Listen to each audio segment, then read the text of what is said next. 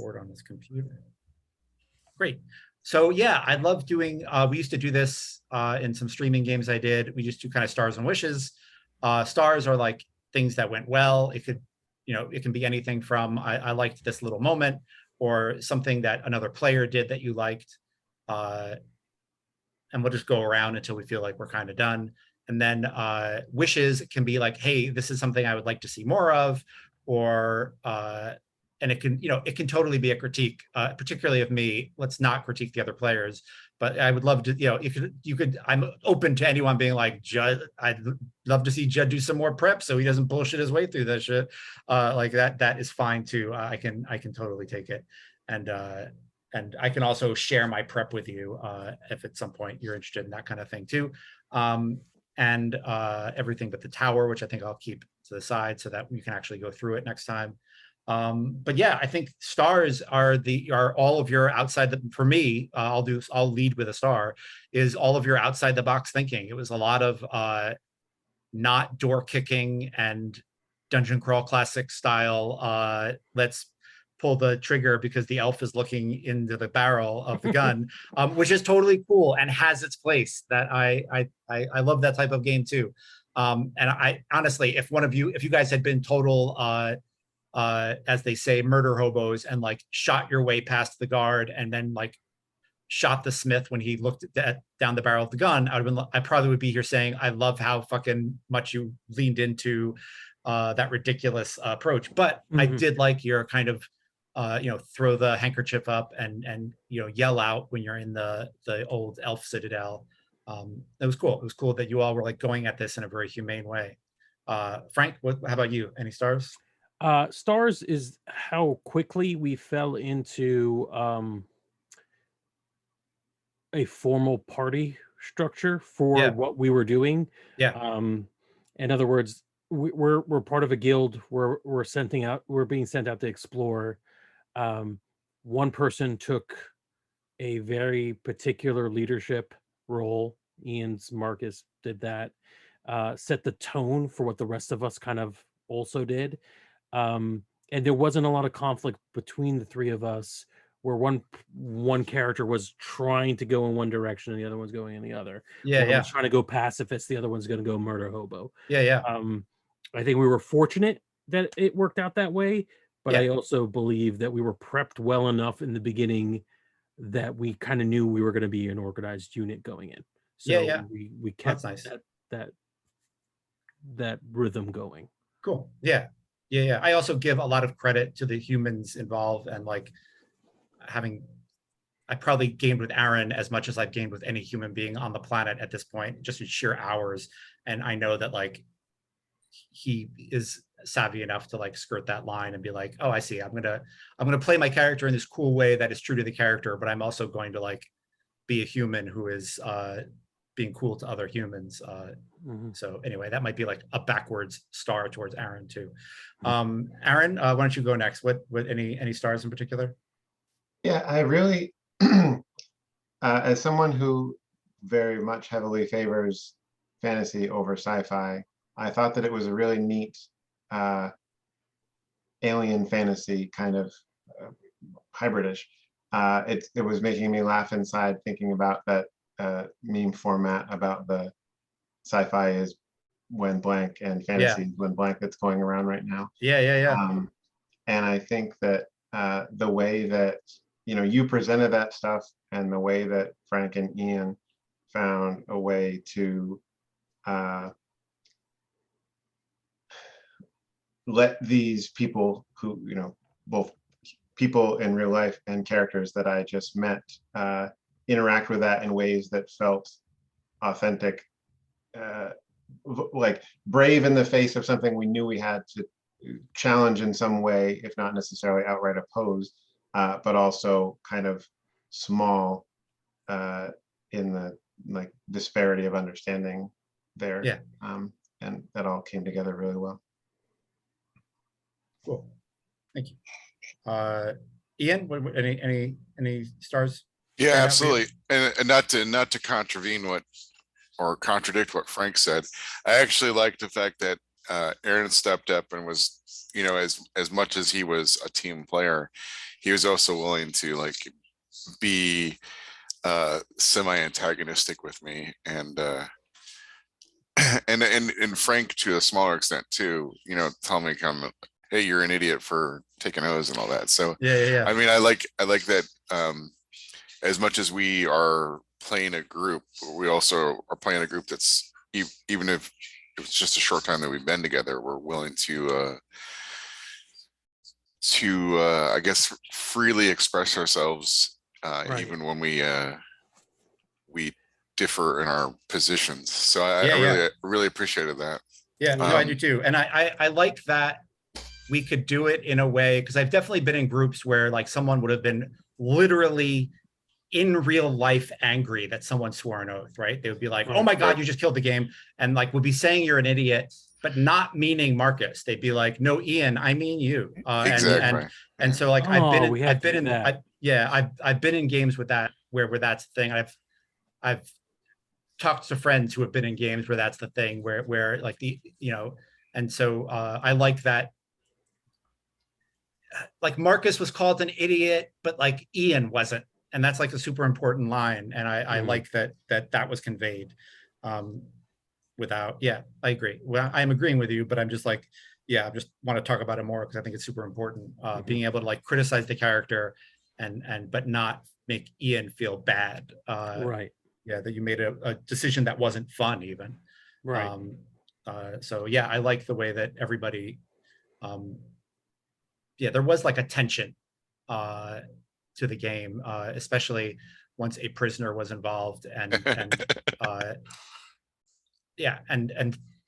don't know, there's like fantasy is supposed to be escapist or something that people say, but like it's just bullshit. I think Aaron knows damn well how I feel about prisons and prisoners. And so he knows that like, I'm not going to have some fantasy world where it's like, but this time the prison is good. Like he knows that's not going to happen. So Right. I think he could also act. And I was glad to see someone push on that. And it was good. Yeah. It was cool. I also, another star I'll throw out there for Frank, just like having, not really knowing what, how trap laden everything was. Like, Guy just like went up to the glass thing and was just like, what's going on?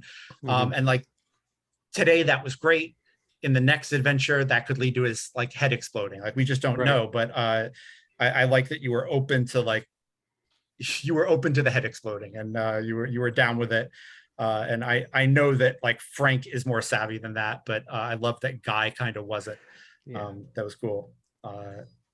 Circling back around to you, Frank, any other stars or anything else you want to? Just building out on the roles thing. So I think we complemented each other very well. We did a good job of staying a cohesive group. And even when we conflicted with one another, it didn't affect the way we were, because this could easily become a board game, right? Where you do the one role and you do the other thing in the role, and then that's it, right? And that's not fun either. Right. So the things that Ian was bringing up, actually something I was talking to Jed about before we started the game is like, one of the reasons I like games like this is that you don't have to be clogged into a role. So. Right. Yeah, and I think that worked out well. I'm trying to figure out what exactly, like for the purposes of recreating the magic. And I think a big part of it is prep. A big part of it is the players. So, pats on our own backs. But I think a big part of it is prepping, telling people what your job is within this organization that's going on, doing a thing, what the mission is. Right. So you don't want to, so as much as Glim might be opposed to this, you have something to push back against, saying, I don't want to, participate in this unfair imprisonment, but at the same time, I do have a job. So do that as much as, and so you have a reason to keep going back as opposed to just deciding for yourself. Well, I'm in a game with 3 other people and I have to keep playing. So I'll just pretend like I'm not paying attention to my alignment or my whatever nature, or whatever the game is. So that I think really works really well. Yeah. I'm glad that works, because I feel like it's a little vague, and so I'm glad it worked. And when I gave you like the information about the Necromancer's Tower, I was definitely like not trying to give you a place to loot. And so like for you to be like, oh, we've got a place. I was like, oh yeah, you do now, don't you? Yeah. I wasn't like being like, I need to give Frank something. I was like, Right. no, he's got, there was this guy and he's got the spear. So I'll give him that information. And that's another I like what you star. drew out of it. Yeah. I think that's another star. There's enough vagary in just sort of vague details, and we were okay with filling in the blanks, right? Putting the helmet on and looking into the black sphere and seeing another one within it. All that's fun. Awesome. Cool. Aaron, anything else for starry stuff? You obviously know this, and the two of you spending any more time with me will rapidly find this out, but I just love elves all day, every day. And I think that what stood out to me about these elves, kind of touching on, I mentioned the alien aspect of it before, but such a common thing is this idea of like, these more or less immortal beings that have all this time to figure something out or excel in something. And you noted about the Smith one that you said very specifically, like this one has 2 oaths. And I didn't know like how deliberate it was, but it felt like that was like a, that was a bold-faced thing that like this one has, I don't know if everyone only has one of those 4 pyramid things and they only get 4 oaths and then they're done making oaths or whatever. But that it was a very, a subtle thing, but it felt like a really neat notation about how each of them has chosen to spend their lives, and this one, escalating that to a degree. And on that topic of kind of finding comfort in a maybe not an escalation so much, but I liked the dichotomy that came out in Ian's Marcus and in Frank's Guy, where you both, I felt like, made a really strong effort in a small amount of real time and screen time of making it clear that these were not, adepts from head to toe, like that they weren't like high level dudes like stepping through a gate all bold, that there were aspects that they had these giant holes in their capability. And then when there was a strength, I thought they both did a cool job of leaning on it, not in a way of like, I have this giant number on my character sheet and I'm going to hammer the shit out of it and make the GM stop it. It was it felt like a very subtle, organic way of like how that was presented for both of those characters. So like I trust Judd like to the ends of the earth generally, but certainly like in a game sense, like if Judd's like, these are good people to game with, I'm like, all in, and I've literally, that's never been wrong, and this has been awesome, like getting a chance to play with you guys and meet you. It was a lot of fun. Well, thanks. Thank you. Ian, any more stars before we go to wishes? I mean, I will say this, and this is really kind of a star for you, Judd. I really appreciate the little organic details throughout the storytelling. To me, it really breathes life into it, as I'm, and I like, again, I like that you give us each room to add in our twist or our take or our expression of those details. So I think that, that's really, when you're talking about collective storytelling, which is really kind of what we're doing here, I think that's super important. And I think going forward in any game, I think having this kind of a chemistry is just fantastic. So thank you. No, thank you for giving us that space. Yeah. No, thank you. That's very kind. Cool. We can add more stars in a bit. Let's just like switch to witches so that we get this done before 11. For my wishes, yeah, I mean, I think my wish is like we've made like 2 more adventures, right? We need like a follow-up into the Dusklands, and we need a follow-up into the Herald's Tomb. And what I like about it is odds are, like, we might have the same group, but odds are there will at least be one other person, or one of you will be in that adventure with a bunch of other people. And so it's going to take on this whole other meaning, right? And so like, I like that. My wish is like to see the foundation that you've all laid become something else through all the other players getting to muck like about that with idea. it. Yeah, and it's neat, and make a total fucking mess of things. And Exactly. Totally screwed up. yeah, so that is my wish, is to see the cool thing that you've all established continue. Good stuff. Frank, how about you? Let's see. Oh man, yeah, the shared universe of this does feel great. I would love to lean into that. Yeah. I'll try to do something a little bit more constructive on this. Yeah. So obviously these games are games of language, and I think there's a lot of difficulty when you're playing and the people you're interacting with, elves you're interacting with, can't understand you and you can't understand them. I think we eventually got, I mean, in both scenarios, we got to the point where we were able to communicate, which was great. Yeah. But I always think there's a little bit of static before then when you're like, Oh yeah. somebody is like, and it's usually one of the three players or something. In this case, it was one person who would interact in awkward mime with a character, and the rest of us would have to wait to see what would happen. Yeah. Yeah. So I don't know how to streamline that, other than the second encounter seemed to me to hit there much quicker. Yep. We're like, okay, Yep. you touch, and now Yep. you have a shared dreamscape, and Yep. the babble fish is in the ear, and we could get on with it. Yeah. We've Yeah. I agree. established that we don't know it's an alien language. Yeah. But we got through it. I'm going to throw a Yeah, little yeah. star at the very end just because it's related. Yeah.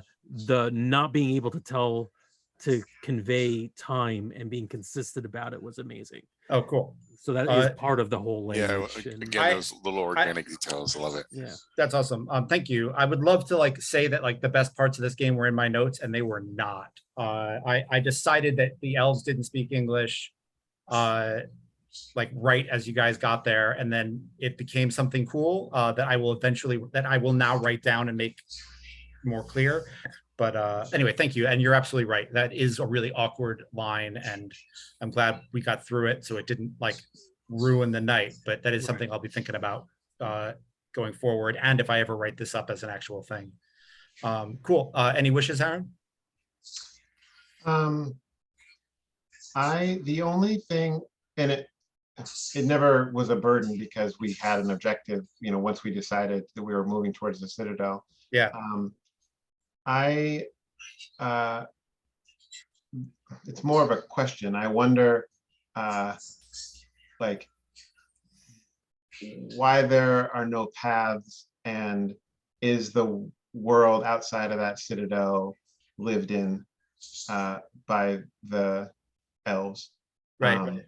So that the wish, I suppose, is having more time to figure that out. But yep.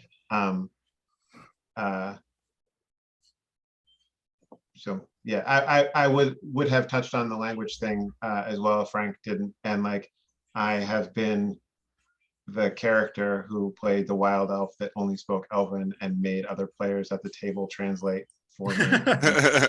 So I have been that albatross from a language perspective. That's funny. Yeah.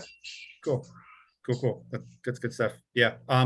Yeah. Those are good Well, questions. I guess to refine what I was saying about the first part is, if this were something you were going to write up, like, the question I would have is, do these creatures only exist in that watchtower and inside the city? Like, did they never leave other than the Wraithward cleaning group? But that's a good question that I think we'll answer in future forays into this place. Like, I think there is an answer, and I think it'll make more sense once we know more about the gate and where it leads. Cool. Ian, any wishes? My wish is, it's kind of a broader scope / brush kind of wish. I'm really fascinated by just the variety and the differences in the stories that we're exploring with, now being in two different groups. I kind of seen multiple perspectives here. I'm curious if we can create some sort of central exposition dump, so that we can have I guess a group tavern where we can all swap tales and talk about our different adventures, because I suspect as we go forward, there's going to be even a broader experience, and it's not going to be consistently the same groups. So Yeah. I think there's value created for the shared illusion in having some sort of mechanism for that. Just, Yep. I'm not saying we have to have it right now, but it's something to think about. Yeah. No, I think like either a Google Doc or something where we can put notes and Right. and do something is super smart. And yeah, Yeah. we'll think about that going forward. I think Facebook groups doesn't offer a lot of tools for that. Yeah. And I'm watching I'm a part of a hex crawl, or actually a mega dungeon adventure that's being staged through a Discord server. And it's really interesting, like the different, like making different spaces in a Discord is just much easier. Oh, And sure. so like what they do is what is being done in that place is really interesting. But that said, I think the But- problem with Discords is there's no sense of history, and like once it leaves the screen, it's real difficult to find. Well, and it's So, like, also very maintenance heavy too. yeah, and it's very maintenance heavy. So, and I think quite frankly, if we switched to this game to Discord, we would lose like 3/4 of the players, because a lot of the Yeah. reason we have those players because they're on Facebook a lot. Yeah. So I'm not saying we need to switch to Discord. All I'm saying is like I'm watching other people deal with those problems, and it's really an interesting problem.